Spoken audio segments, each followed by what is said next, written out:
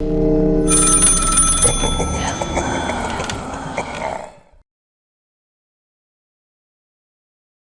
कहानी सन 90 के दशक की है। बात है नवयुग स्कूल की, जो शहर के बीचों बीच एक शान की तरह खड़ा है। ये 3 मंजिला स्कूल अपने अंदर कई राज दफन किए हुए हैं। कहते हैं कि ये स्कूल हर 25 दिसंबर की रात को जिंदा हो जाता है। स्कूल का हर कोना, हर दीवार, हर क्लास से अजीब सी हलचल शुरू होती है। तरह तरह की दबी हुई आवाजें उस रात बाहर आ जाती है और खेला जाता है मौत का महातांडव। कुछ कहते हैं कि वहाँ नीचे लाशें दफन हैं, तो कुछ काला जादू होने का दावा करते हैं। तो कुछ कहते हैं कि उन्होंने वहाँ तीसरी मंजिल पर बच्चों के एक बड़े झुंड के साए को देखा है, जिस कारण वो एक भूतिया स्कूल माना जाता है। कुछ 1 साल पहले ही एक सिक्योरिटी गार्ड की लाश स्कूल के एक गलियारे में मिली थी, जो स्कूल का मुआयना कर रहा था। और मुआयना करते वक्त उसके पीछे एक काली शक्ति धुएं के रूप में उसके पीछे पड़ गई थी और उसके बाद से वो गायब हो गया। बाद में स्कूल के गलियारे से लाश सड़ने की बदबू उठने लगी, तो तलाशी करवाई गई और उसकी लाश मिली।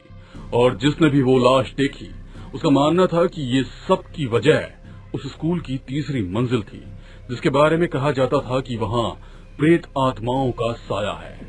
कहते हैं कि जो भी उस तीसरी मंजिल पर गया, वो जिंदा वापस नहीं आया। वो शराब ग्रस्त तीसरी मंजिल। दिसंबर की सर्द रात, कोहरे की चादर में ढका हुआ नवयुग स्कूल और अंदर की दीवारों पर खून से लिखा था 25 दिसंबर दुर्घटनाग्रस्त। उसी रात स्कूल को बंद कर दिया जाता है, उसके अगले सेशन तक।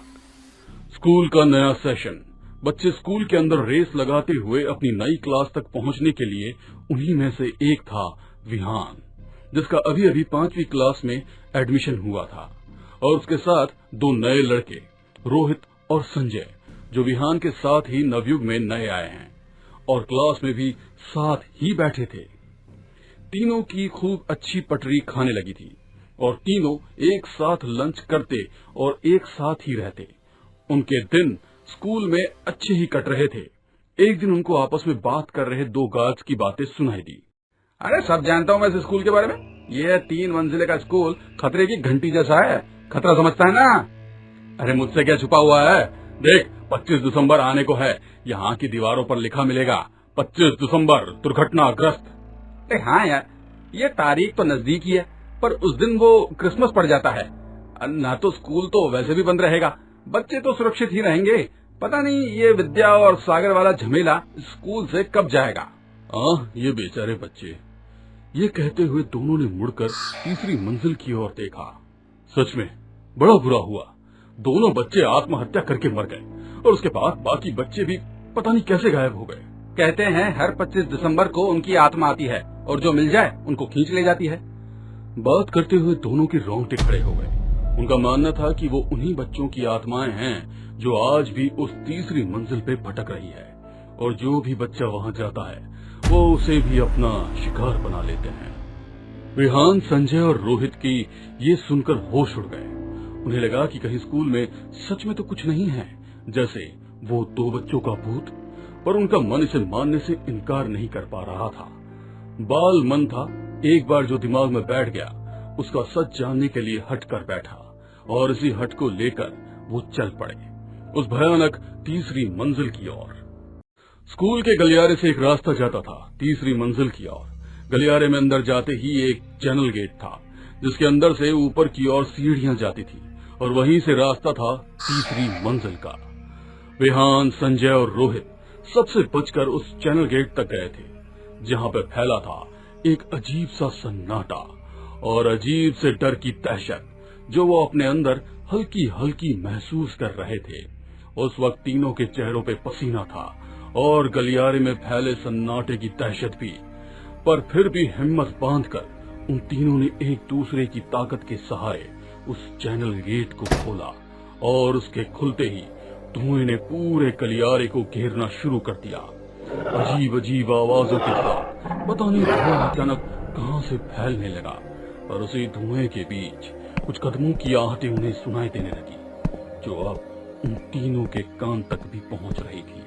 और जरा सी आवाज तेज हुई तो डर से उनके कदमों को अपने आप सीढ़ियों पर चढ़ा दिया और कुछ कुछ जीने पार कर दूसरे माले की तरफ भागते हुए आ गए, जहां पे धुआं अब और गहरा होने लगा था कि तभी उन्हें किसी लड़की की आवाज आई। और फिर वो आवाज हंसने लगी। वो आवाज सुनते ही तीनों डर में नीचे की तरफ भागे, चिल्लाते हुए। वो तीनों जैसे जैसे नीचे की ओर भाग रहे थे, ऐसा लग रहा था जैसे कई सारे अनजाने कदम उन्हें खींचने के लिए उनके पीछे भाग रहे हो। उनका शोर सुनते ही एक सिक्योरिटी गार्ड टॉर्च लेकर उस तरफ भागते हुए आया और तब तक वो तीनों अपने चेहरे पर डर लिए नीचे आ चुके थे, रोती हुई हालत में। उनके बाहर आते ही सिक्योरिटी गार्ड ने चैनल गेट को पूरी ताकत से बंद करके उसमें ताला लगा दिया और उनकी इस नादान हरकत के लिए उन्हें प्रिंसिपल के पास ले जाया गया। विहान, संजय और रोहित प्रिंसिपल ऑफिस में हाथ बांधे खड़े हुए हैं। प्रिंसिपल सर गुस्से में उन तीनों को देख रहे हैं। वहीं खड़ा सिक्योरिटी गार्ड पूरी बात बता रहा है। सर, ये तीनों बच्चे ऊपर तीसरी मंजिल में जा रहे थे, जबकि वहाँ जाना तो। उसके इतना बोलते ही प्रिंसिपल सर ने उसे चुप रहने का इशारा कर दिया और बच्चों को डांट लगाते हुए कहा, आइंदा अगर ये गलती की तो स्कूल से निकाल दिए जाओगे तुम तीनों, समझ में आए? प्रिंसिपल की डांट सुनकर वो लोग वहां से चले गए। उनके जाने के बाद प्रिंसिपल ने सिक्योरिटी से सख्त लहजे में कहा, सुनो, 25 दिसंबर को सिर्फ कुछ ही वक्त रह गया है, इसलिए चौकसी बढ़ा दो और वहां चैनल गेट पर भी ताला लगा दो। कोई भी वहां नहीं जाना चाहिए, समझ गए? प्रिंसिपल की डांट सुनकर वो गार्ड भी चला गया। समय ने करवट ली और आ गई वो रात जिससे सब अनजान थे और खुलने वाला था वो राज जिससे सब खौफ खाते थे। उस दिन विहान, संजय और रोहित चुपके से स्कूल के पीछे वाले गेट से छुपते छुपाते अंदर आ गए थे और दबे पांव स्कूल कॉरिडोर से होते हुए जाने लगे कि अचानक उनकी नजर क्लास के ऊपर दीवारों पर गई। खून की बूंदें टपक रही थी और खून से सने थे वही शब्द, 25 दिसंबर दुर्घटनाग्रस्त। और कुछ क्लासेस के ऊपर अपने आप खून से शब्द उभर कर आने लगे थे, वही 25 दिसंबर दुर्घटनाग्रस्त। ये सब उन तीनों के लिए काफी डरावना हो चला था। अगले ही पल वहां कुछ ऐसा हुआ जिसने उनके अंदर से चीखें निकलवा दी। स्कूल का वो हिस्सा जहां इस वक्त वो लोग खड़े थे, उसकी दीवारें और छत पे कालापन पड़ने लगा और सीलन उठने लगी। वो किसी पुराने खंडर की तरह गलने लगी और उनमें से पानी उतरकर जमीन पर बहने लगा। ये सब किसी भयानक काले सपने की तरह था, उनके लिए जिससे बाहर निकल पाना उन तीनों के लिए असंभव था। उनका आगे चल पाना भी बहुत मुश्किल हो रहा था। ये वो मौका था जिसने इन तीनों के अंदर पैदा कर दिया था एक ऐसा डर जिसका कोई अंत नजर नहीं आ रहा था। और उसके बाद दीवारों में अजीब अजीब से चेहरों की आकृति निकलकर बाहर आने लगी, जैसे मानो वो कई साल से अंदर दबे हुए चेहरे थे। उन्हें दीवारों के पीछे और देखते देखते वो चेहरे अजीब सी आवाज में चिल्लाने लगे। वो उनसे बचने के लिए वहां से भागे और 2 कदम भी नहीं बढ़ा पाए कि जमीन के नीचे से सड़े हुए हाथ बाहर आए और उनके पैरों को कसकर जकड़ लिया। वो कई सारे थे जो उनके पीछे भी जमीन से ऊपर उठकर गहरा बना रहे थे। ये तीनों अपने आसपास का नजारा देखकर दहशत में चिल्लाने लगे कि तभी उनको चिल्लाने के बीच उन चेहरों की आवाज उठी जो दर्द में रोते हुए तड़प रही थी। वो आवाजें नहीं थी, वो उन मरे हुए लोगों की चीखें थी जो वहां पे आज से कई साल पहले दब गई थी। और उन चीखों को सुनते ही जमीन से निकले हाथों ने उनके पैरों को छोड़ दिया और एक एक करके वो सारे सड़े हुए हाथ वापस जमीन के अंदर धंस गए। उसके बाद वो लोग बहुत तेजी से भागने लगे। वो बाहर का रास्ता ढूंढते हुए कब उस गलियारे तक पहुंच गए ये उन्हें पता ही नहीं चला।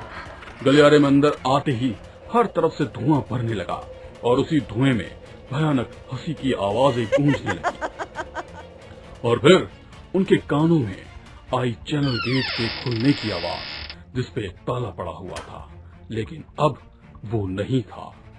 सब शांत हो गया। वो तीनों ऊपर की तरफ चल दिए। जैसे ही उन्होंने अपनी पहली मंजिल पार की, उन्हें अजीब सी सुगबुगाहट सुनाई देने लगी और तभी कोई चिल्लाया, यह कब्रिस्तान है, कब्रिस्तान। संजय तो वो चीख सुनकर वहीं फिसलकर गिर पड़ा। विहान और रोहित ने उसको संभाला और वो तीनों आ गए थे तीसरी मंजिल पर।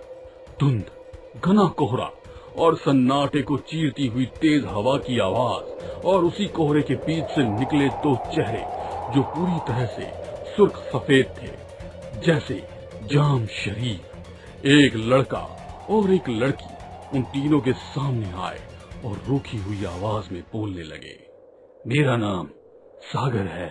और मेरा विद्या। वही नाम जो उन लोगों ने उस दिन गार्ड्स के मुंह से सुने थे, वे आज उनके सामने खड़े थे, एक आत्मा के रूप में। तुम लोगों ने हमारी ही कहानी सुनी होगी, है ना? और मान लिया होगा कि हम ही वो प्रेत आत्मा हैं जिन्होंने इस स्कूल पर अपना कब्जा जमा रखा है। वो तीनों जो पहले से डर के साये में जी रहे थे, डरते डरते हाँ में सर हिलाते हैं। पर सच्चाई कुछ और ही है यहाँ की, जिसे ना कोई जानता है और ना कोई जानना चाहता है। क्योंकि हम भी तुम्हारी तरह ही थे जब हमें ये राज पता चला कि ये स्कूल एक पुराने कब्रिस्तान के ऊपर बना हुआ है और यहाँ की प्रिंसिपल सर की बहू ने काला जादू करके इन बुरी शक्तियों को जगाया था। वो 25 दिसंबर की रात थी जब ये सब हुआ। प्रिंसिपल की बहू काले कपड़े में एक अग्नि घेरे के बीच बैठ के तंत्र विद्या में लीन है। उसके होठ लगातार एक मंत्र का उच्चारण कर रहे हैं और घेरे के बीच एक तंत्र चक्र बना हुआ है जिसमें वो लगातार राख डालकर मंत्र बोले जा रही है। थोड़े ही देर में उस चक्र से काली शक्तियां काले धुएं के रूप में उठने लगी और जब प्रिंसिपल सर को इसका पता लगा तो उन्होंने अपनी ही घर की बहू को उसी रात आग के हवाले कर दिया। वो तड़पते हुए मर गई, पर उसका पूरा साया यहीं रह गया, एक अतृप्त आत्मा के रूप में। और तब से वो यहाँ और बुरी आत्माओं के साथ भटक रही है। उन लोगों ने आगे कहा कि वो यहाँ अकेली नहीं है, उनके जैसे और भी बच्चे हैं जो उनकी गिरफ्त में है। विहान, संजय और रोहित ने जब घूमकर अपने आसपास देखा तो वो हैरान रह गए। उनकी आंखें फटी की फटी रह गई। वहाँ तमाम बच्चे मौजूद थे जो अब जिंदा नहीं थे, वो बस लाशें थी। और तभी उनके करीब आ गई थी वो सारी बुरी शक्तियां जिन्होंने उन बच्चों की आत्माओं को अपना गुलाम बना रखा था। जिनमें से एक थी प्रिंसिपल की बड़ी बहू। उसका शरीर पूरा जला हुआ था और वे उन्हें खाने के लिए आगे बढ़ी। वो तीनों बच्चे उससे बचने के लिए भागे और जल्दबाजी में उनका पैर फिसल गया। वो तीसरी मंजिल से गिरकर मर गए। नीचे गिरते हुए उनकी चीखें वो सब सुन रहे थे और फिर वो तीनों भी शांत हो गए। अगली सुबह उन तीनों की लाशें गार्डन एरिया में मिली। प्रशासन दंग था। वहाँ काफी भीड़ इकट्ठा हो चुकी थी। बच्चों के माँ बाप फूट फूट कर रो रहे थे। वही ऊपर स्कूल की तीसरी मंजिल से विहान, संजय और रोहित, बाकी बच्चों की आत्मा, ये सब मायूसी से देख रहे थे। स्कूल का राज जो कभी पूरी तरह से खुला नहीं और दफन पूरी तरह से हुआ नहीं।